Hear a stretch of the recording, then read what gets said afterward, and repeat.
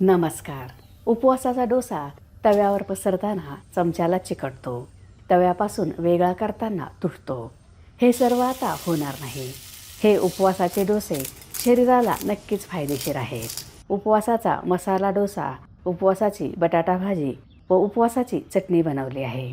जाळीदार व कुरकुरीत उपवासाचा डोसा फक्त 15 मिनिटात बनवला आहे. डायबिटीज पेशंटसाठी हा डोसा उत्तम आहे. उपवासाचा इन्स्टंट कुरकुरीत व जाळीदार डोसा बनवण्यासाठी 1 कप वरई म्हणजेच भगर घेतली आहे. वरई स्वच्छ धुवून घेऊया, त्यामुळे त्यावरील डस्ट निघून जाईल.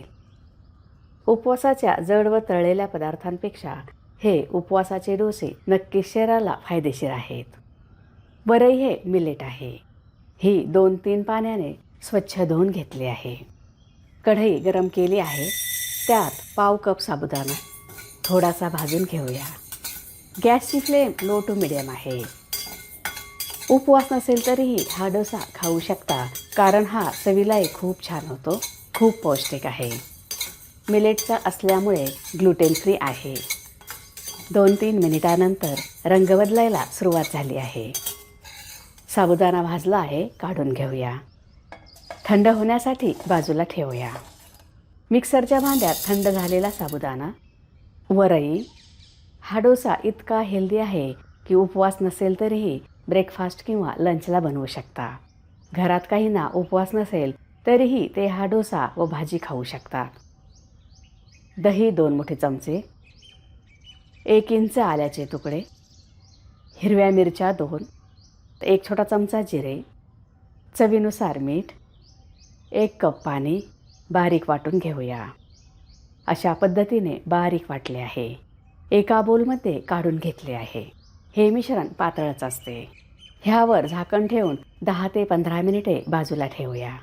त्यामुळे वरई व साबुदाणा छान भिजेल. आता उपवासाची बटाटा भाजी बनवूया. कढईत 2 मोठे चमचे शेंगदाणा तेल गरम करूया. त्यात 1 छोटा चमचा जिरे, ठेचलेल्या 4 हिरव्या मिरच्या, 1 इंच किसलेले आले परतून घेऊया.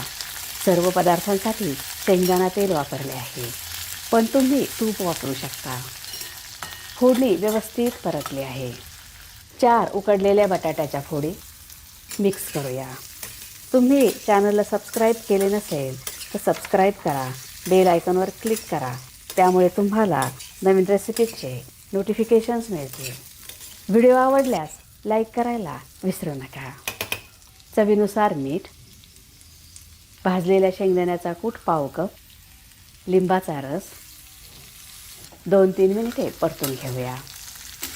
ह्या उपवासाच्या पदार्थांमध्ये जिरे वापरले आहे, पण तुम्हाला चालत नसेल तर वापरू नका.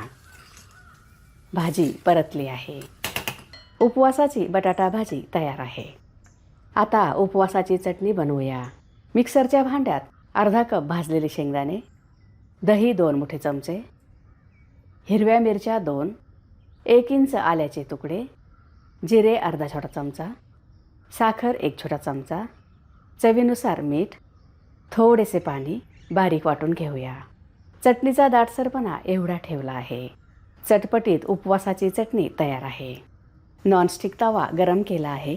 त्यावर थोडेसे शेंगदाणा तेल. तवा गरम असणे हे खूप महत्त्वाचे आहे. गॅसची फ्लेम मिडियम आहे. आता आपल्याला डोसा करायचा आहे. ह्यावेळेस मिश्रण पुन्हा हलवून घेतले आहे. मिश्रण तव्यावर अशा पद्धतीने ओतूया. पातळ डोसा करूया. ज्यावेळेस डोसा करायचा आहे त्यावेळेस मिश्रण पुन्हा हलवून घ्यावे. वरून शेंगदाणा तेल लावूया. आता लो फ्लेमवर कुरकुरीत होईपर्यंत भाजूया. हा तव्यापासून सहज निघत आहे. डोसा तव्याला थोडासुद्धा चिकटला नाही. तांबूस रंगावर भाजला आहे. कुरकुरीत व जाळीदार झाला आहे. आषाढी एकादशीला हा उपवासाचा कुरकुरीत डोसा नक्की बनवा. तुम्हीसुद्धा ह्या पद्धतीने सर्व टिप्स वापरून डोसा केला तर तुमचेही डोसे असेच होतील. उपवासाचा डोसा तयार आहे. कुरकुरीतपणा बघा. हा खूपच कुरकुरीत झाला आहे. आवाजावरूनच तुम्हाला कळत असेल की डोसा किती कुरकुरीत झाला आहे. हा डोसा बनवायला खूपच सोपा आहे. नेहमीचे उपवासाचे पदार्थ खाऊन कंटाळा येतो. तेव्हा हा असा डोसा नक्की बनवा. हा कुरकुरीत व जाळीदार झाला आहे. टेक्स्चर छान आले आहे. उपवासाच्या दिवशी असे हलके फुलके व स्पायसी नसलेले खाल्ले तर जड वाटत नाही. दिवसभर हलके वाटते. तयार आहे उपवासाचा इन्स्टंट कुरकुरीत डोसा, उपवासाची बटाटा भाजी व उपवासाची चटणी. तुम्हाला जर माझा व्हिडिओ आवडला असेल तर लाईक करा, शेअर करा, सबस्क्राईब करा. बघत रहा शांभवीज किचन. धन्यवाद.